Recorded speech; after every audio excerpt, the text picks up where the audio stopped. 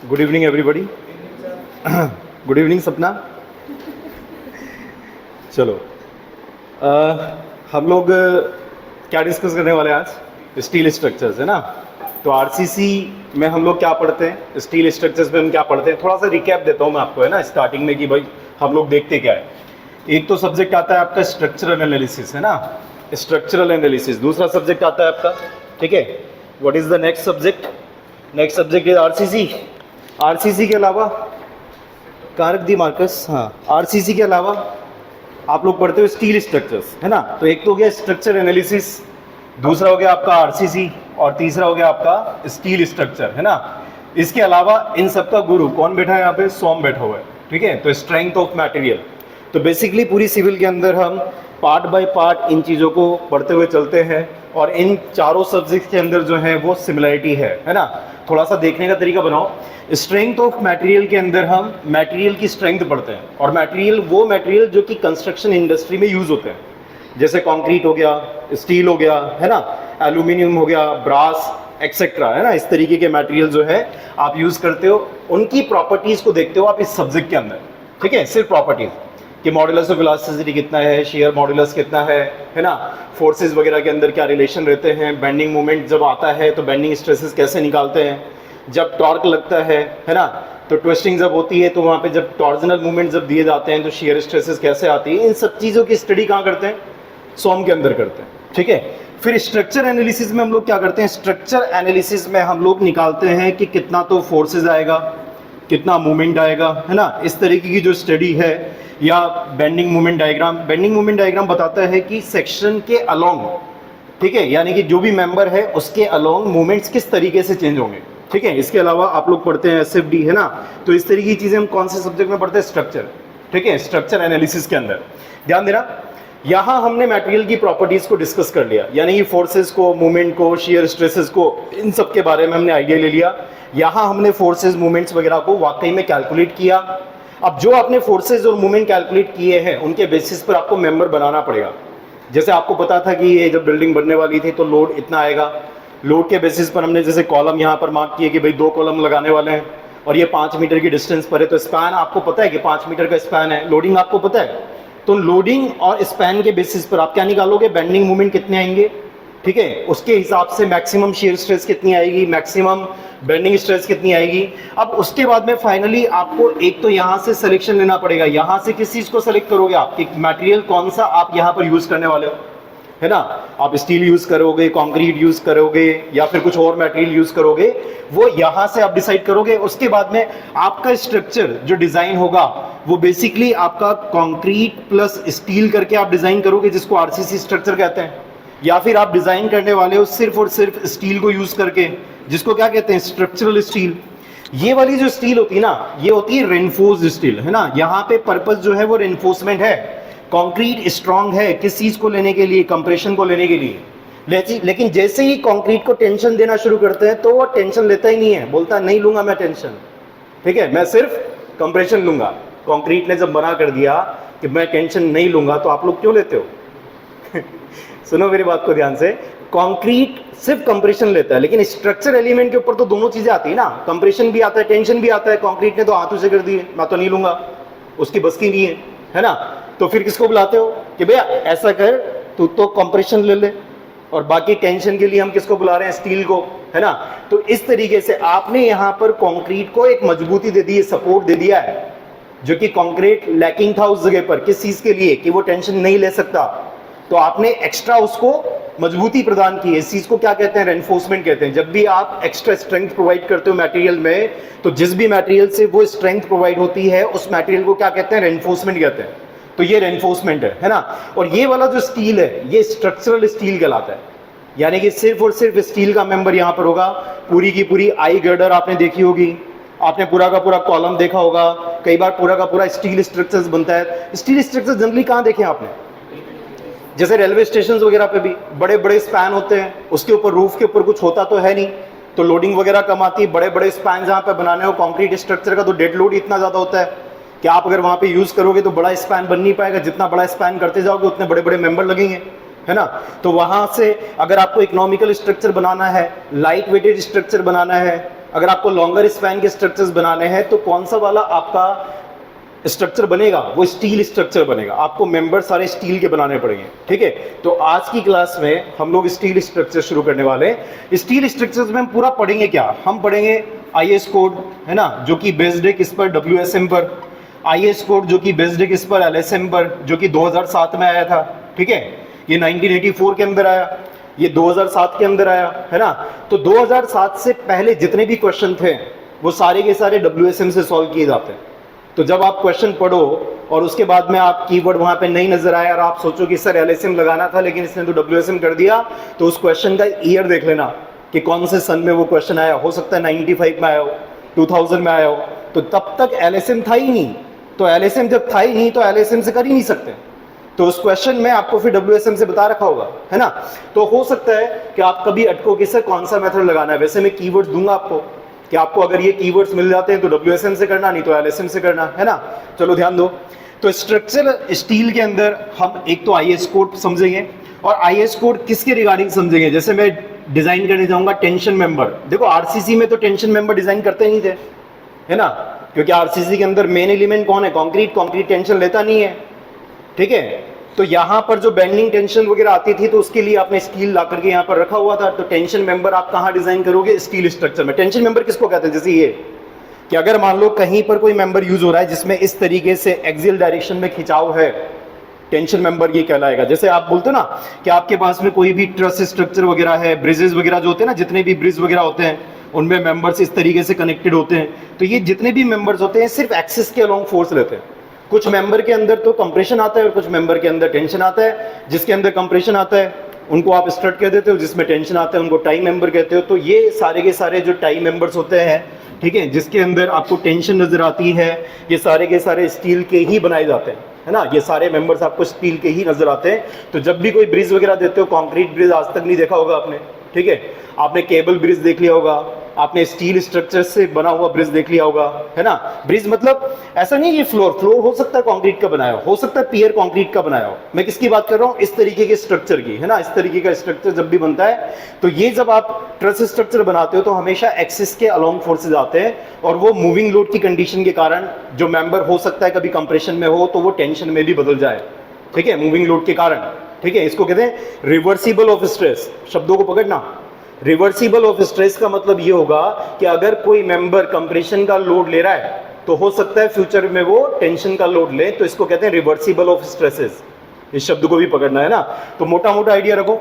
यहां पर हम क्या क्या डिजाइन करेंगे, टेंशन मेंबर्स की डिजाइन देखेंगे, इसके अलावा हम बीम डिजाइन देखेंगे, इसके अलावा हम कॉलम की डिजाइन देखेंगे, है ना। इसके अलावा हम देखेंगे स्लैब बेस यानी कि फुटिंग वगैरह की डिजाइन, ठीक है, स्लैब बेस, ठीक है। तो स्लैब बेस मतलब फुटिंग की डिजाइन देखेंगे। इसके अलावा जो लास्ट टॉपिक होगा वो आपका होगा प्लास्टिक एनालिसिस, है ना, प्लास्टिक एनालिसिस होगा, ठीक है। तो इन सब चीजों के बारे में हम डिटेल में डिस्कशन करने वाले हैं। धीरे धीरे करके चीजों को डेवलप करना स्टार्ट करते हैं, है ना। तो नोट करो आप। फर्स्ट पॉइंट, इंट्रोडक्शन से स्टार्ट करते हैं। मुझे बताओ कोई भी चीज कब फेल होती है, ठीक है, बताओ जरा, कोई भी चीज कब फेल होती है, थोड़ा सोचो। जैसे ये, इसको मैं खींचना शुरू करूं और ऐसा मानो कि मेरे में बहुत ताकत है कि खींचेंगे तो ये टूट जाएगा, इतनी ताकत है मेरे में, मान लो, है ना। तो इसको खींचा मैंने, तो जब ये टूटता है उस समय आपको क्या नजर आता है, बताओ जरा। जब ये टूटेगा मतलब फेल होगा, उस समय क्या नजर आएगा। बिना एक्सेसिव डिफॉर्मेशन के, बिना एक्सेसिव डिफॉर्मेशन के ये फेल नहीं होगा। तो जब भी फेलियर आता है, ठीक है, it leads to the excessive deformation, है ना।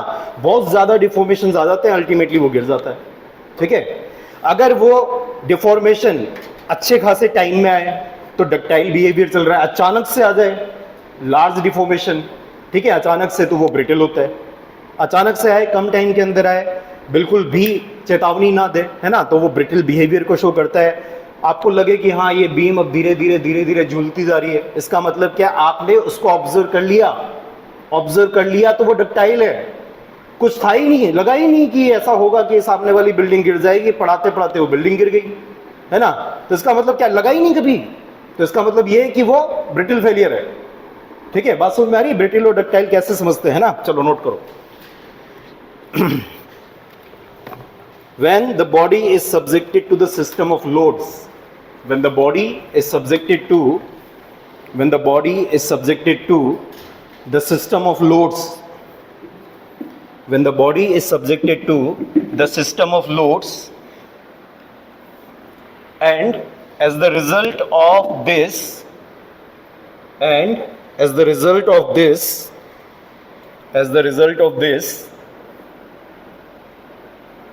क्या होता है? जब लोड लगता है तो डिफॉर्मेशन आता है. As a result of this, some deformation takes place.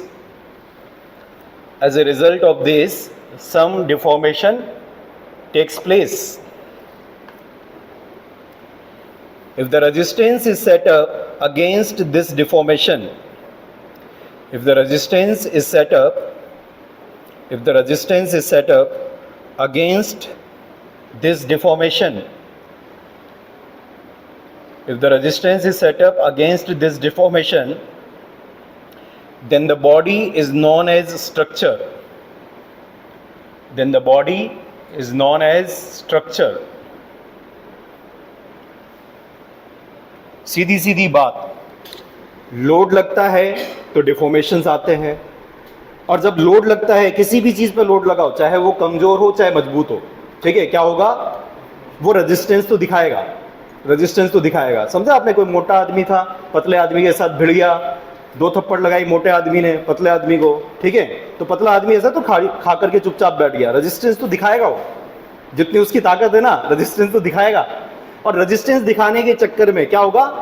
ठीक है, जैसे मैंने इस बोर्ड पर फोर्स लगाया तो ये अप्लाइड लोड है, और बोर्ड ने क्या कह दिया? एक्शन रिएक्शन पेयर, इसने मुझे रेजिस्टेंस दे दिया. तो जब भी लोड लगाते हैं, अगर बिल्कुल ये फोम की तरह होता तो ये दब जाता, डिफॉर्मेशन आ जाते. अभी ये इतना मजबूत है कि आपको डिफॉर्मेशन नजर नहीं आ रहे, लेकिन मैं हमेशा बोलता हूं कि जब भी लोड लगाते हो डिफॉर्मेशन तो आते हैं. अगर वो चीज लोड ले रही है तो डिफॉर्मेशन तो आते हैं. वो अलग बात है कि हमें दिखाई नहीं देते, है ना. जैसे कि मैंने इस बार पर फोर्स लगाया, हल्का सा ही लगाया चाहे, तो इस बार में डिफॉर्मेशन तो आ रहे हैं, लेकिन किस ऑर्डर के? जैसे 10⁻⁻10 mm, तो नजर आएगा क्या? नजर आएगा ही नहीं, सवाल ही नहीं है. लेकिन इक्वेशन तो आप जानती है, जैसे बार में जब आप डिफॉर्मेशन देखते हो, इक्वेशन क्या है बताओ जरा? Delta is equal to PL divide by. जब भी आप किसी बार के अंदर लोड लगाते हो, P लोड लगाते हो, चाहे आप खींचो चाहे आप इसको दबाओ, तो उसमें जो डिफॉर्मेशन आता है वो हमेशा इस इक्वेशन से दिया जाता है. अगर लोड कम लगाया है, E बहुत ज्यादा है, तो क्या होगा? डेल्टा ऑब्वियसली बहुत कम होगा, डिफॉर्मेशन बहुत कम होगा, नजर भी नहीं आएगा, है ना. तो जब भी लोड लगाते हैं डिफॉर्मेशंस आते हैं, और एक रेजिस्टेंस सेटअप होता है ना, एक रेजिस्टेंस सेटअप होता है. नोट किया? If the resistance is set up against this deformation, then the body is known as structure. Then the body is known as structure. Then the body is known as structure. The structure analysis deals with the deformation of the loads. The structure analysis deals with the deformations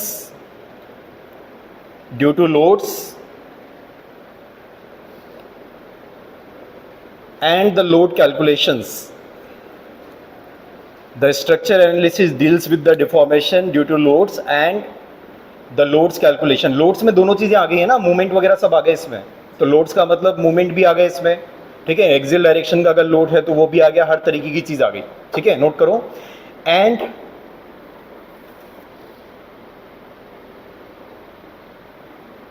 the structure designs. Structure design करने के 2 तरीके आपके पास, एक तो RCC design और दूसरा है steel structure design, है ना. तो नोट करो. And the structural design deals with the selection of proper material. The structure design deals with the selection of proper material. Material का सिलेक्शन लेंगे, है ना, क्योंकि स्ट्रक्चरल डिजाइन में हमारे पास में 2 ऑप्शन है. एक तो RCC डिजाइन कर सकते हैं, स्टील स्ट्रक्चर डिजाइन कर सकते हैं. तो मान लो आप RCC डिजाइन कर रहे हो तो आपने मटेरियल का चुनाव कर लिया है कि मैं कंक्रीट और स्टील यूज करूंगा. उसके बाद में जब आप RCC डिजाइन करते हो तो क्या करते हो? 200 mm की विड्थ है, 500 mm की डेप्थ है, इतना सरिया डालूंगा. तो क्या करते हो आप? साइज डिसाइड करते हो फिर, है ना. तो डिजाइन का मतलब है उसकी साइज निकालना कि कितना बड़ा साइज लगेगा. अगर फोर्सेज जो आपने यहाँ इस सब्जेक्ट में जो कैलकुलेट किए, फोर्सेज मूवमेंट, उसके बेसिस पर यहाँ कितना बड़ा साइज लगेगा, बस एक बार साइज मिल जाए जाकर के साइट पर प्लेस कर दो, हो गई डिजाइन, ठीक है. नोट करो. And the structural design deals with the selection of proper material and proper size and shape for each member. Proper size and shape of each member. बताओ स्टील स्ट्रक्चर और RCC में अगर comparison करें तो इसका comparison कुछ points बता सकते हो क्या आप कि आरसीसी और स्टील इनके एडवांटेज क्या है, अगर कोई डिसएडवांटेज है तो वो क्या है ना। अगर हम कंपेयर करें स्टील स्ट्रक्चर की अगर बात करें तो स्टील में वो क्या खूबियां हैं जिसकी वजह से इसको सेलेक्ट किया जाएगा, ठीक है। व्हाट इज द मेन, ठीक है, advantage of the steel structure बता सकते हैं? एडवांटेज क्या है? एक तो लाइट वेट है। ऐसा लगता है कि आपको लाइट वेट है, आपने एक जवाब दिया, मैं लिख देता हूं यहाँ पे। एक तो बोल रहे हो आप कि सर ये लाइट वेटेड है ना, ऐसा लगता है कि लाइट वेटेड है, कैसे? मैं कंफ्यूज करता हूँ, पहले रुको आप जरा। मैं यहाँ पर लिखता हूँ आरसीसी, है ना, एक तो हो गया आपका आरसीसी, ठीक है, एक हो गया आरसीसी। अब आरसीसी के साथ में, ठीक है, अगर आप बोले कि आरसीसी के अंदर इसका यूनिट वेट कितना होता है, गामा कितना होता है आरसीसी का? 25 किलो न्यूटन पर मीटर क्यूब आरसीसी का। पीसीसी का चॉइस लिया जाता है विदाउट एनफोर्समेंट अगर बोलोगे तो आप, और आरसीसी का 25 माना जाता है, ठीक है, किलो न्यूटन पर मीटर क्यूब के अंदर, ठीक है, किलो न्यूटन पर मीटर क्यूब के अंदर। देखो आरसीसी के अंदर और स्टील के अंदर अगर आप डिफरेंसेस देखोगे तो डिफरेंस किस बात का है? मैंने आपसे पूछा कि स्टील लाइट वेटेड है या आरसीसी लाइट वेटेड है, तो आपका जवाब आया कि सर स्टील लाइट वेटेड है। अब मैं कंफ्यूज कर रहा हूं, है ना, तो कंफ्यूजन देखो, आरसीसी का यूनिट वेट है 25 किलो न्यूटन पर मीटर क्यूब, है ना, और स्टील का कितना है? अगर स्टील का यूनिट वेट देखोगे तो वो है 7850 किलोग्राम पर मीटर क्यूब। सेम यूनिट पे कन्वर्ट कर सकते हो क्या?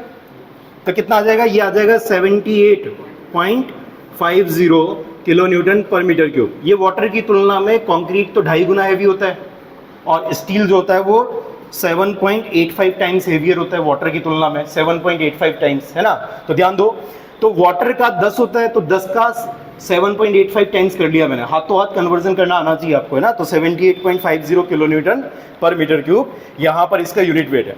तो भारी तो मुझे ये नजर आ रहा है, अगर 1 मीटर क्यूब का आप मेंबर लोगे तो स्टील भारी है, कितना लोड दे रहा है ये? 78.50, और कंक्रीट कितना दे रहा है? सिर्फ 25 दे रहा है। तो बताओ जरा ये क्या चक्कर है? स्टील कैसे लाइट वेटेड हुआ? फिर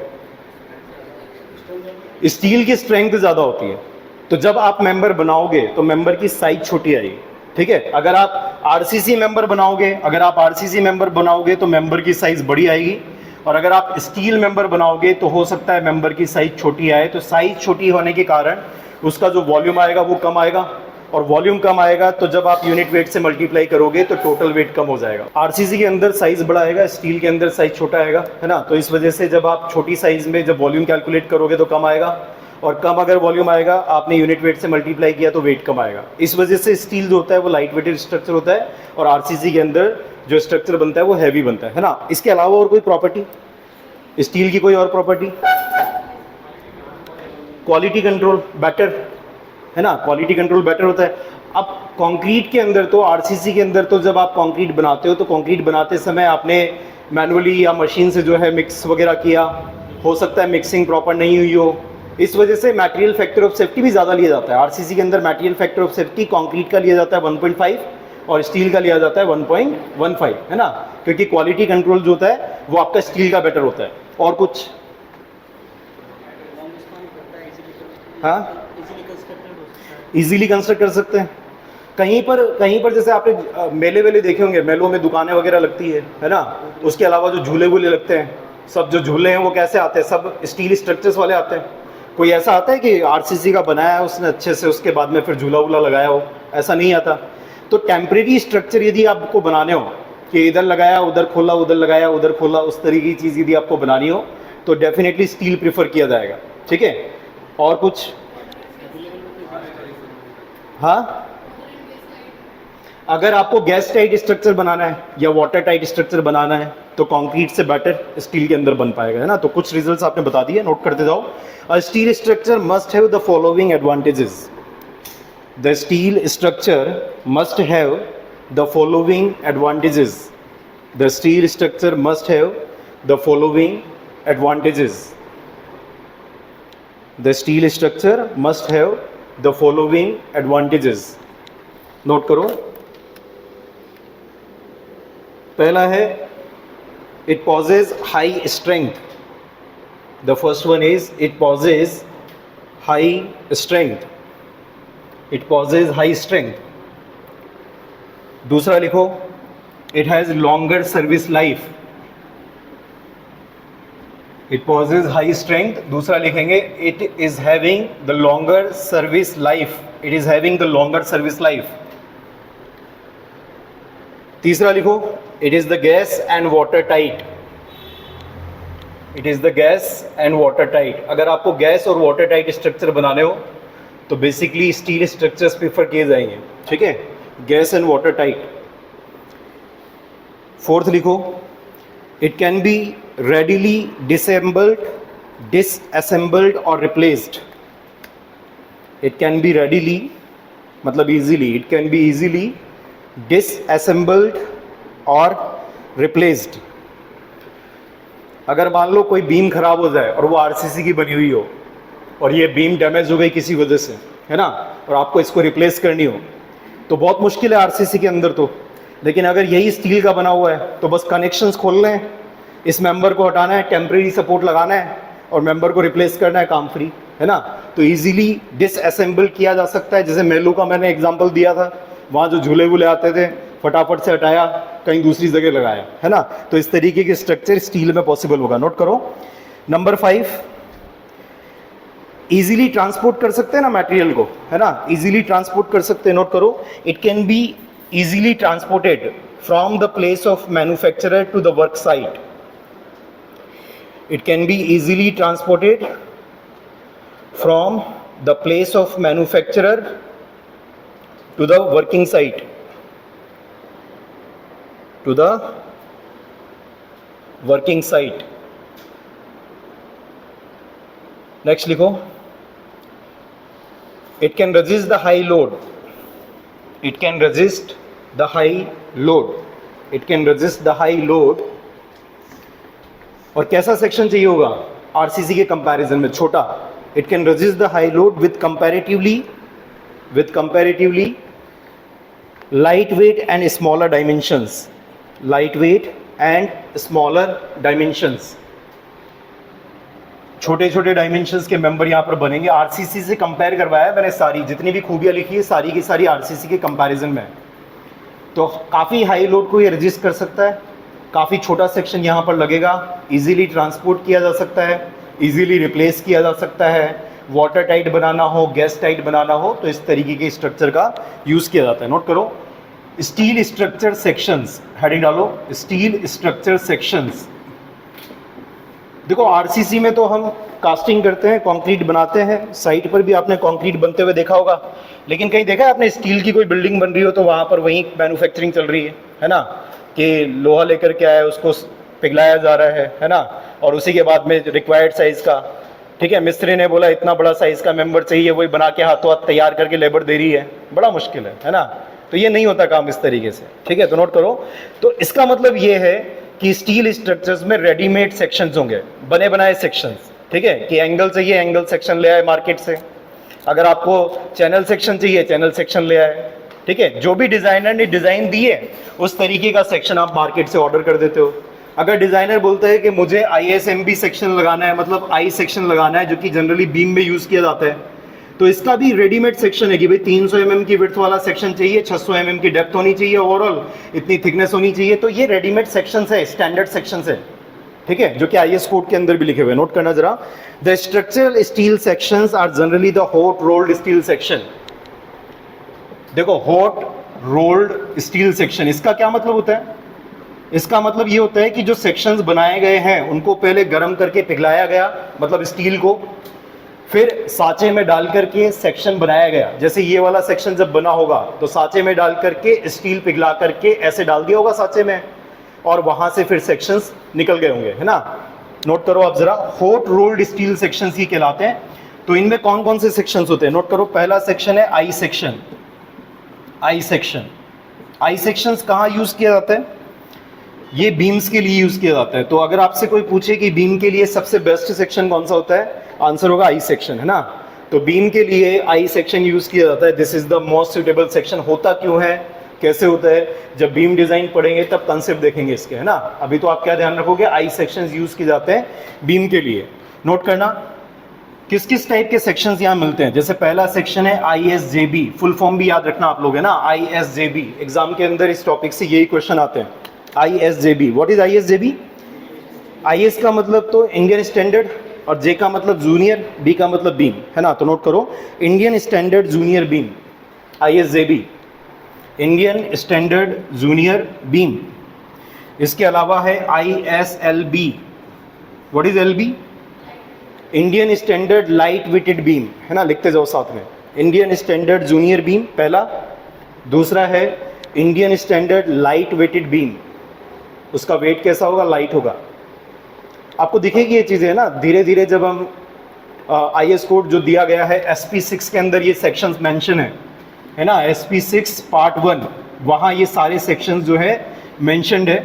तो जब आप वहाँ पे किसी भी सेक्शन के कोरोस्पॉन्डिंग जाओगे ना, जैसे मान लो आप जाते हो ISJB के अंदर जाते हो, तो ISJB के अंदर आपको बता रखा होगा फ्लेंस की विड्थ कितनी है, फ्लेंस की थिकनेस कितनी है, वेब की डेप्थ कितनी है, वेब की विड्थ कितनी है ना, उसके अलावा ओवरऑल डेप्थ कितनी है।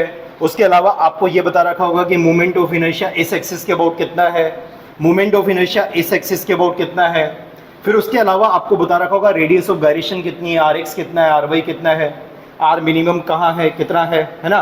उसके अलावा आपको बता रखा होगा Z यानी कि सेक्शन मॉड्यूलस कितना है।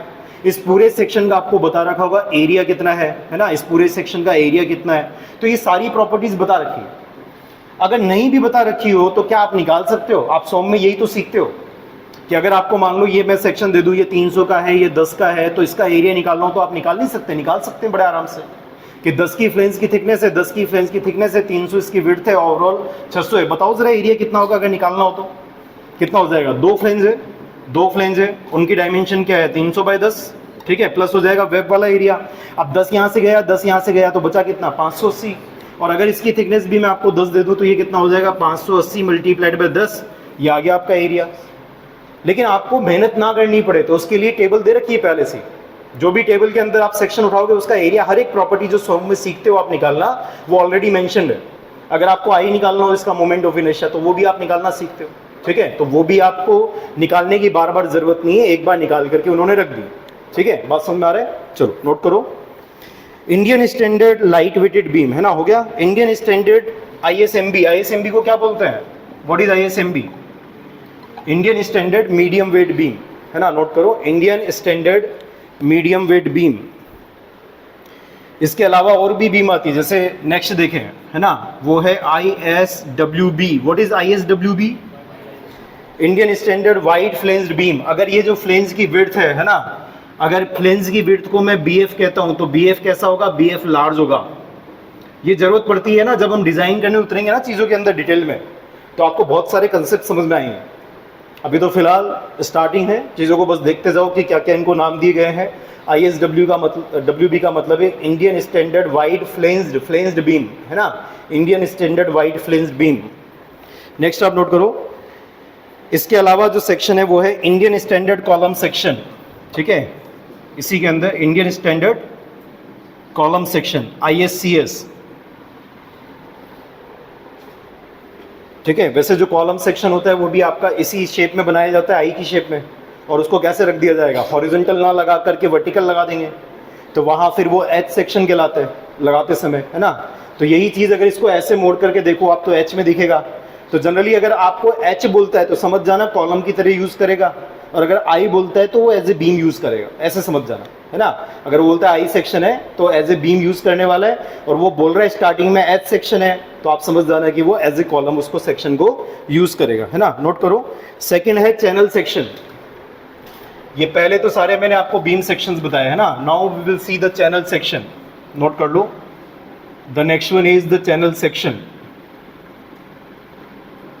अब इस चैनल सेक्शन के अंदर मैं यहाँ पर लिख देता हूँ, है ना, ISGC। चैनल सेक्शन कैसा होता है? चैनल सेक्शन कुछ ऐसा होता है, this is the channel section. इस तरीके का जो सेक्शन होता है इसको चैनल सेक्शन कहते हैं, ठीक है। नोट कर लो, पहला है ISGC। फुल फॉर्म पता है क्या किसी को? सारी फुल फॉर्म याद रखनी है आपको, है ना। ISGC Indian standard gate channel, लिखो इंडियन स्टैंडर्ड गेट चैनल। ये पूछी जा चुकी है ना एग्जाम्स के अंदर, JEE लेवल पे तो ज़्यादातर यही पूछते हैं आपसे कि फुल फॉर्म बताओ क्या है ना। तो ISGC Indian standard gate channel, ठीक है। नेक्स्ट आप नोट करो ISJC, मेरे हिसाब से ISJC तो आराम से बता दोगे अब। ISJC बताना ज़रा, इंडियन स्टैंडर्ड जूनियर चैनल, है ना, नोट करो, बताओ लो, चैनल्स में भी जूनियर और सीनियर है ना। इंडियन स्टैंडर्ड जूनियर चैनल लिखा, Indian standard junior channel. Next लिखो ISLC, क्या बोलेंगे ISLC को? L का मतलब है लाइट वेटेड, है ना, तो Indian standard light weighted channel, ISLC Indian standard light weighted channel. इसके अलावा दो और लिख लो आपके पास में, ठीक है, एक तो लिखा आपने ISLC, इसके अलावा नोट करो आप ISMC, और इसके अलावा है ISMCP। पहले लिख लो इनकी फुल फॉर्म, फिर बताता हूँ कि इनमें डिफरेंस क्या है। ISMC इंडियन स्टैंडर्ड, M का मतलब मीडियम वेट, है ना, तो नोट करो Indian standard medium wait channel, Indian standard medium wait channel with the sloping flange, Indian standard medium wait channel with the sloping phase flange, with the sloping flange, Indian standard medium wait channel with the sloping flange. यहाँ पे जो flange होगी वो sloping है ना।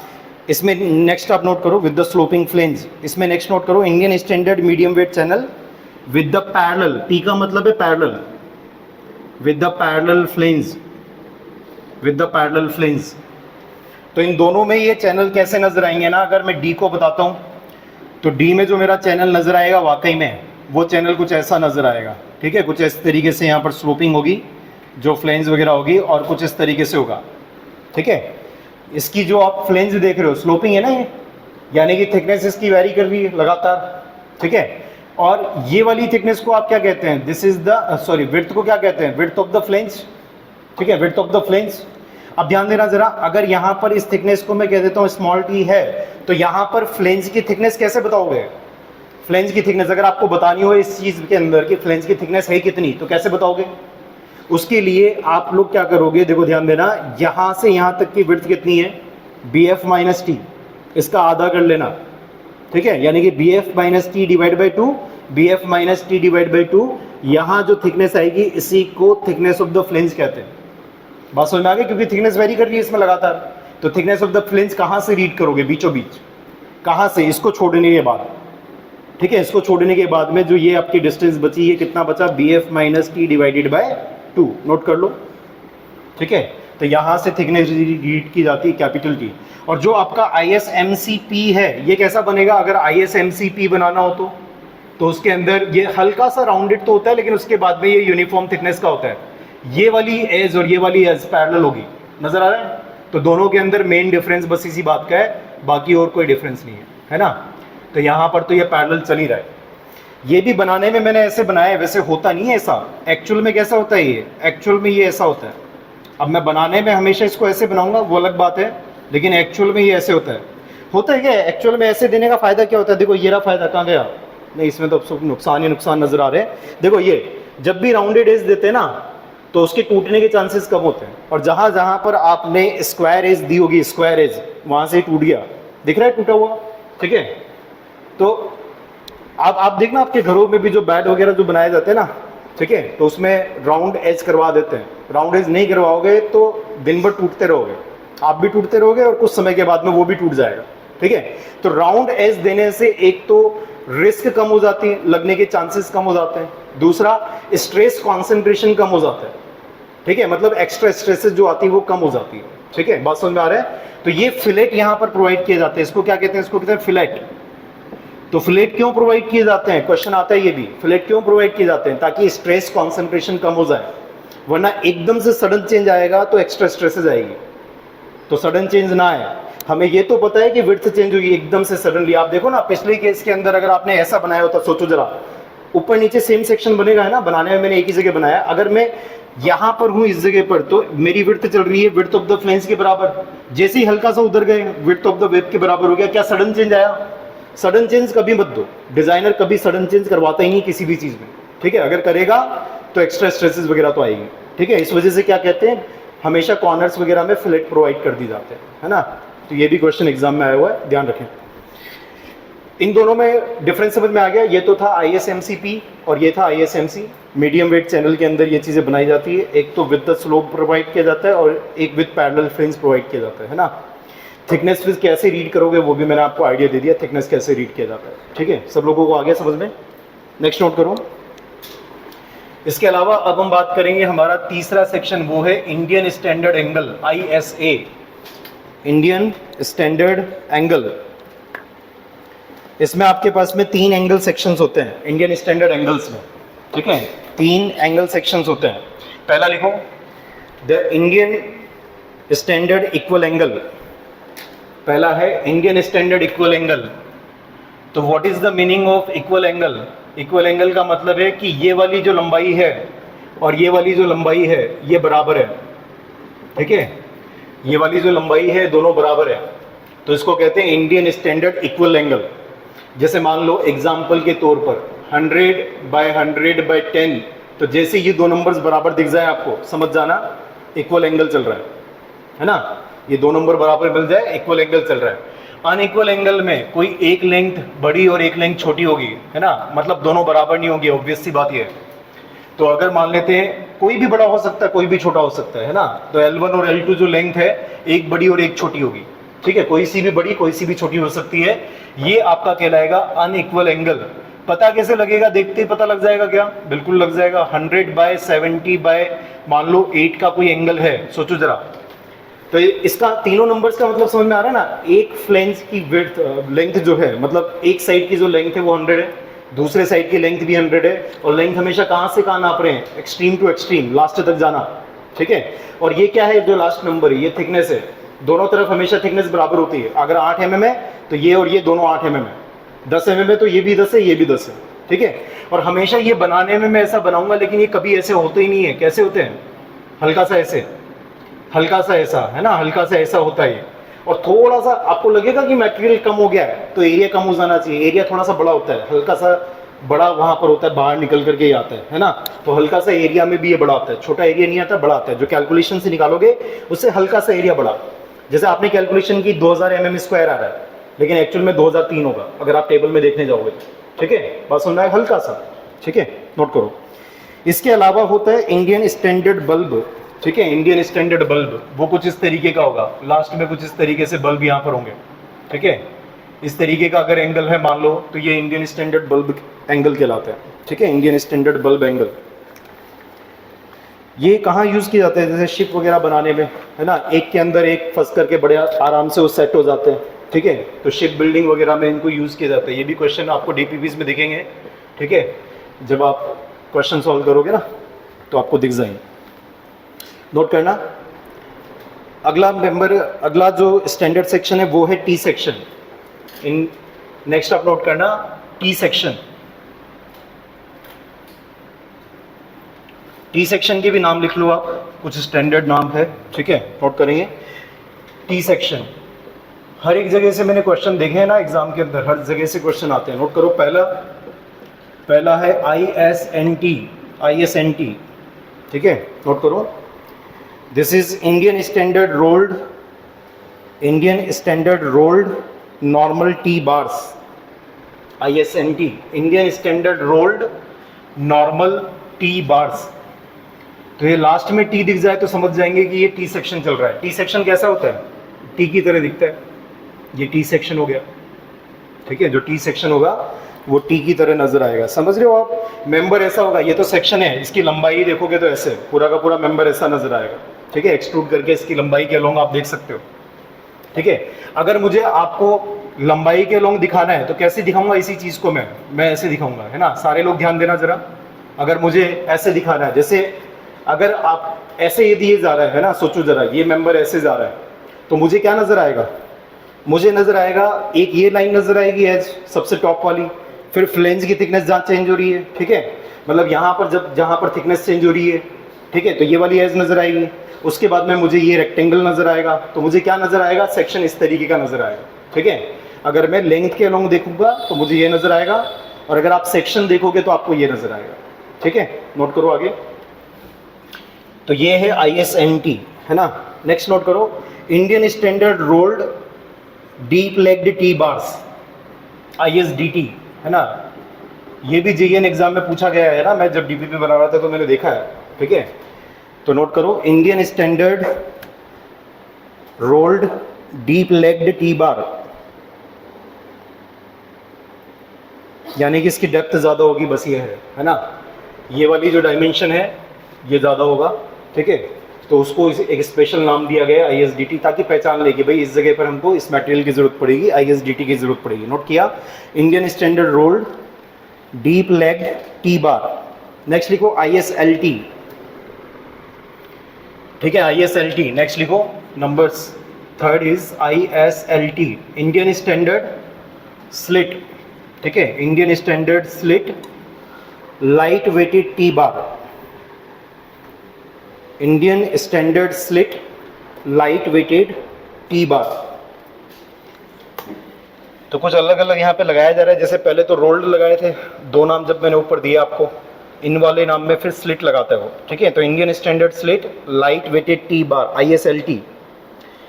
अब लिखते जाओ फटाफट, ISMT। MT आप निकाल लोगे, नाम क्या होगा, Indian standard slit medium wait T bar. और हर जगह बार यूज किया जा रहा है ना, बार्स का मतलब समझ रहे हो, जनरली ये जैसे एज ए बार यूज होगा, यानी कि टेंशन कंप्रेशन मेंबर्स में यूज कर सकते हैं इनको आप, ठीक है। तो Indian standard slit medium wait T bar, ISMT।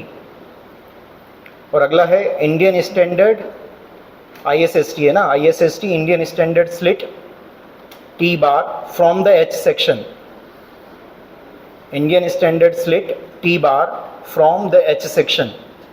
अगर H को काटो तो क्या बनेगा, T बनेगा क्या। जैसे अगर आपके पास में अगर कोई H सेक्शन है, मार्केट में T मिल नहीं रहा है मान लो किसी आदमी को, क्या कर सकता है वो, इसको काट करके यूज़ कर सकता है ना। तो अगर इसको देखें तो इस तरीके से अगर काट देंगे तो ये T सेक्शन बन जाएगा क्या। तो इंडियन स्टैंडर्ड स्लिट, ठीक है, Indian standard slit T bars from the H section, from the H section लिख लिया। इसके अलावा यूज होते हैं, नंबर 5 लिखना है ना, तो T सेक्शन नंबर 4 था। Now we will see number 5, that is Indian standard flat, ISF, Indian standard flat. जब इंडियन स्टैंडर्ड फ्लैट दिया जाता है तो कैसे दिया जाता है बताना जरा। आपको दी जाएगी इसकी दो डायमेंशन, जैसे मान लो ये प्लेट है, फ्लैट का मतलब है प्लेट, तो लंबाई तो जितनी लेनी है उतनी ले लो। तो आपको वो हमेशा दो डायमेंशन बताएगा, इसकी विड्थ कितनी है, उसकी थिकनेस कितनी है, ठीक है। तो जब वो आपको बताएगा तो वो बोलेगा जैसे ISF 300/10, तो समझ जाना 300 तो इसकी विड्थ है और 10 क्या है, इसकी थिकनेस है। लंबाई जितनी लेनी है उतनी ले लो, बात समझ में आ गई। तो ये इंडियन स्टैंडर्ड फ्लैट है ISF, ठीक है। एग्जाम्पल के तौर पर मैंने आपको बोला 300/10, तो 300 तो विड्थ हो जाएगी और जो छोटी डायमेंशन है वो इसकी थिकनेस हो जाएगी। एग्जाम्पल भी नोट कर लो ना, इंडियन स्टैंडर्ड फ्लैट। तो ये सारे स्टैंडर्ड सेक्शंस हैं जो हमने डिस्कस किए, ठीक है। कुछ और बातें भी कर लेते हैं। RCC और स्टील के अंदर एक बहुत ही इंपॉर्टेंट चीज़ और है, और एक्स्ट्रा चीज़ है जो स्टील में ही सीखते हो बस आप, ठीक है। वो कौन सी चीज़ है, वो है जॉइंट की डिज़ाइन। कभी RCC में देखा आपने जॉइंट को डिज़ाइन करते हुए। बस आप सरिये जो है वहाँ पर इन्फोर्समेंट डालते हैं तो उसकी डिटेलिंग के समय ध्यान रखते हो कि कितना बैंड देना है, कितना हुक देना है, कितना डेवलपमेंट लेंथ देना है, कितना एनकरेज लेंथ देना है, बस इनका ध्यान रखते हो, उसी के हिसाब से डिज़ाइन हो जाता है। एक्स्ट्रा जाकर के कभी नहीं डिज़ाइन किया कि इस जॉइंट को डिज़ाइन कर रहे हैं, लेकिन स्टील के अंदर जॉइंट डिज़ाइन होता है। क्यों होता है, क्योंकि सोचो जरा, इमेजिन करो कि एक बीम सेक्शन कोई लेकर के आया है ना, उसके अलावा एक कॉलम सेक्शन कोई लेकर के आया। अब जब साइड पे लगाएगा तो उसके पास में क्या ऑप्शन होंगे, सोचो जरा। कॉलम के साथ में अगर वो इस बीम सेक्शन को लगाना चाहता है तो क्या ऑप्शन है, या तो वेल्डिंग कर दे, इन दोनों को लगा करके वेल्डिंग कर दे, एक तो ऑप्शन ये है। दूसरा क्या कर सकता है, सोचो जरा, ठीक है। अगर आपको दो चीज़ों को यदि जोड़ना है तो आप क्या करते हो, जैसे नॉर्मली आप क्या करते हो, ग्लू वगैरह लगा देते हो आप तो घरों में, उसके अलावा स्टेपल कर देते हैं, है ना। तो स्टेपल करते हैं तो क्या होल्स वगैरह होते हैं क्या, ठीक है। तो इस तरीके से आप होल करके इनको जोड़ सकते हो। अब होल करने के बाद में भी आपके पास में दो ऑप्शन है। एक ऐसा मटेरियल आता है जो इसके अंदर इंसर्ट करोगे आप, इंसर्ट करने के बाद में जब हैमर लगाओगे आप तो वो मटेरियल जो है नीचे से जो सपोर्टेड था उससे सपोर्ट लेते हुए क्या कर जाएगा वो, ठीक है, उसकी लेंथ तो कम हो जाएगी और उसका एरिया बढ़ जाएगा, ठीक है। उस चीज को क्या कहते हैं, उसको कहते हैं रिवेट। तो यहाँ पर यदि होल्स प्रोवाइड करते हो तो आपके पास में दो ऑप्शन है, या तो आप रिवेट यूज कर लो, रिवेट मतलब कील है एक तरीके से, और क्या है, ठीक है, कील है, वो कील लगाई, ठीक है, हैमरिंग की, ठीक है, और ये मेंबर्स जुड़ गए, तो ये तो रिवेट है। और दूसरा तरीका क्या है, ठीक है, कि होल जो भी होल था उसके अंदर डाला, और डालने के बाद में इस जगह पर आपने उसको नट से कस दिया, उसने नट और बोल्ट, ठीक है, तो नट और बोल्ट से आपने इसको कस दिया। तो बोल्ट या रिवेट इस तरीके से कनेक्ट कर सकते हो, या फिर हम लोग इनको कनेक्ट कर सकते हैं इन दोनों मेंबर्स को बाय वेल्डिंग, इस तरीके से वेल्डिंग करके भी कनेक्ट कर सकते हैं। तो मुझे बताओ जरा, जब आपने वेल्डिंग की या फिर जब आपने होल्स किए, तो इन दोनों प्रोसेस के दौरान मेंबर्स की स्ट्रेंथ में कमी या कोई चेंजेस वगैरह दिख रहे हैं क्या, और वो कहां नजर आ रहे हैं? जब आप होल्स करोगे तो क्या मेंबर की ताकत कम हो जाएगी क्या? ऑब्वियस है ना। जैसे अगर मैं इस पन्ने को खींचूंगा ना, इसको अभी यहां से वैसे खींचूंगा नहीं मजे की, है ना, अगर मैं यहां से इस पन्ने को खींचूंगा तो सोचो जरा ये क्या होगा, सोचो जरा ये इसके साथ क्या होगा। खींचता हूं, देखिए मैं, क्या हुआ, ठीक है, क्या हुआ, किस जगह से ये फेल हुआ, जहां होल्स थे उस जगह से ये फेल हुआ, ठीक है। अगर अब मैं खींचूं इसको, ठीक है, सोचो जरा, अब मैं इसको खींचूं, अब यहां देखना जरा, जहां पे जिस जगह पे जिस सेक्शन पर मैंने लोड लगा रखा है वहां पे कोई होल नहीं है, क्या हुआ, क्या हुआ, ठीक है, जहां पर ग्रिप थी जहां पर उस जगह से वो फेल हो गया। इसको कौन सा फेलियर कहते हैं? इसको टीयरिंग फेलियर कहते हैं। जब जब भी टीयर होता है, सुनो जरा ध्यान से, इसमें देखो ध्यान से, चलो नहीं नजर आता है तो वापस दिखाता हूं, है ना, सारे लोग ध्यान से देखना, ठीक है। मैंने इसको खींचा और खींचने के बाद में कहां से गया, यहीं से गया, ठीक है। ये कौन सा फेलियर है, किस डायरेक्शन में हुआ है? आप देखो जरा, जो क्रैक्स आए हैं, लोड तो मैंने ऐसे लगाया था और क्रैक्स ऐसे आए हैं, तो जब भी टेंशन लगाते हो टेंशन के परपेंडिकुलर डायरेक्शन में चीज फटती है, सीधी सी बात है। जब भी टीयरिंग होगा, लोड लगाओगे ऐसे, फटेगा ऐसे। बात समझ में आ रहा है? बहुत इंपॉर्टेंट कंसेप्ट है ना। टेंशन मेंबर के डिजाइन में मैं इसको बहुत अच्छे से यूज करवाऊंगा जहां बच्चों को दिक्कत आती है ना। होल्स का देख ही लिया आपने, और देखो ये जब मैंने किया था, इसमें सोचो जरा, अगर ये यहाँ पर ये बीचों बीच होती, ये वाली जो चीजें बीचों बीच होती, और मैं इसको जब खींचता दोनों तरफ से, ठीक है, तो यहाँ एक तरफ से यदि मैं खींचता तो वो इतनी आसानी से अलग नहीं होती। इमेजिन कर सकते हो यहाँ किस लिए अलग हो गई, क्योंकि इसकी जो एज डिस्टेंस थी वो कम थी। अगर ये बीच में होता और मैं इसको खींचता तो पहले तो वो इतना लंबा वाला क्रैक आता, ठीक है, तब जाकर के फिर वो अलग होता, ठीक है।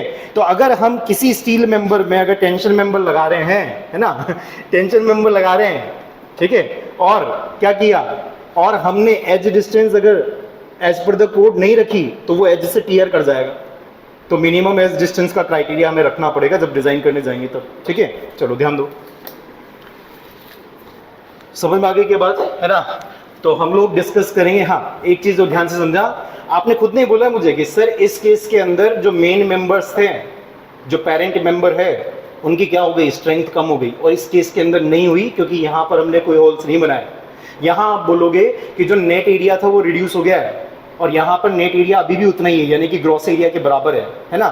वैसे और कैलकुलेशन में समझेंगे हम किस तरीके से चलेगा, ये शब्द कैसे आते हैं। यहाँ इनको क्या कहते हैं, यहाँ पर आपने एक डिफरेंट मटेरियल लगाया क्या, चाहे रिवेट लगाओ चाहे बोल्ट लगाओ, मेन मेंबर्स के अलावा कुछ यूज किया है क्या, किया है।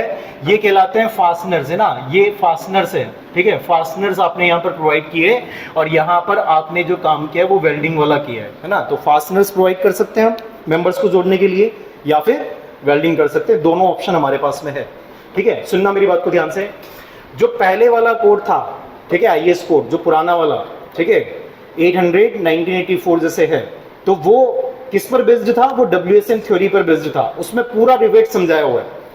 और जो नया कोड आया 2007 में, वो LSM थ्योरी पर बेस्ड है, और उसमें पूरा बोल्ट समझाया हुआ है। जितनी भी डिजाइन की गई है बोल्ट के बेसिस पर की गई है ना।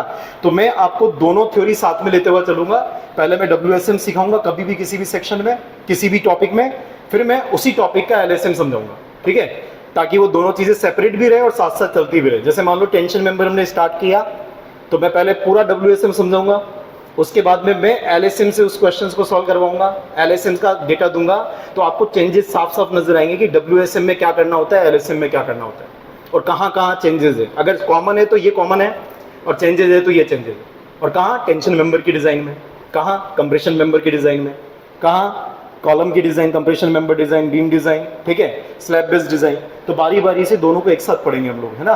चलो ध्यान देना, स्टार्ट करते हैं। सबसे इंपॉर्टेंट चीज़ जो कि जॉइंट से, मेंबर को जब जोड़ा जाता है तो जॉइंट की डिज़ाइन कैसे की जाती है, सबसे पहले इसी टॉपिक को उठाते हैं ना। तो नोट कर लो, how the joints are design in the steel structures. How the joints are designed in the steel structures. Steel structures में जॉइंट को कैसे डिजाइन किया जाता है ना। तो ये दो बातें लिख लो जो मैंने यहाँ पर दिखा रखा है, डायग्राम्स बना लो कि आप यदि यहाँ पर ऐसे करते हो तो आपको होल बनाने पड़े, है ना। होल बनाए और होल बना करके हमने मटेरियल वहाँ पर लगा दिया, ठीक है। या तो हम रिवेटिंग कर सकते हैं या फिर हम बोल्टिंग कर सकते हैं, दोनों ऑप्शन वहाँ पर आईएस कोड बोलता है आपसे करने को, आपकी मर्जी हो वो यूज़ कर लो, ठीक है। उसमें भी कंडीशन आती है। सोचो ज़रा, अगर स्ट्रक्चर, ऐसा स्ट्रक्चर बना रहे हो जो ये कर रहा है, व्हाट इज दिस, वाइब्रेट कर रहा है, तो वाइब्रेट करेगा तो क्या बोल्ट लूज हो जाएंगे बार बार, तो क्या वहाँ पे ये सक्सेसफुल हो पाएगा, नहीं हो पाएगा। तो जहाँ वाइब्रेशनल लोडिंग है तो वहाँ पर बोल्टिंग नहीं की जा सकती, ठीक है। बात समझ में आ रही है। तो इस हिसाब से भी आप चीज़ों को देखते हो कि बोल्ट लगाएं या फिर रिवेट दें। टेम्परेरी स्ट्रक्चर बनाना हो, जैसे झूले वूले, उनको मेंबर्स बनाने थे और उन्होंने रिवेटिंग कर दी, हैमरिंग करके एकदम फर्स्ट क्लास रिवेटिंग कर दी, क्या फिर वो खोलते समय उन रिवेट्स को तोड़ने में मशक्कत करनी पड़ेगी। तो अगर आपको टेम्परेरी स्ट्रक्चर बनाने हैं तो आप बोल्टिंग कर दो, परमानेंट स्ट्रक्चर बनाना है रिवेटिंग कर दो। बात समझ में आ गई। इस तरीके से डिसीजन लिया जाता है, रिवेटिंग करेंगे या बोल्टिंग करेंगे, ठीक है। और दूसरा आपके पास में ये है ही वेल्डिंग, कि वेल्डिंग भी की जा सकती है, ठीक है। तो this depends on many conditions, जैसे जैसे पढ़ते जाएंगे आपको समझ में आती जाएगी, है ना। मैं आपको बोल रहा हूँ इंजीनियरिंग समझ रही हो ना, तो क्या करना पड़ता है, ठीक है, प्रैक्टिकल व्यू भी रखो, उसके पीछे की मैथ्स और फिजिक्स को भी समझो, है ना, तब जाकर के इंजीनियरिंग अच्छे से समझ में आएगी। कहीं पर भी आप वीक मत रहो, है ना। नोट करो, सबसे पहले डिस्कस कर लेते हैं स्ट्रक्चरल फास्टनर। फास्टनर कौन से बताया मैंने, दो है, एक तो है रिवेट और दूसरा है बोल्ट। नोट कर लो, सब हेडिंग डाल लो, स्ट्रक्चर फास्टनर, स्ट्रक्चर फास्टनर, ठीक है। पहला है रिवेट्स, दूसरा है बोल्ट।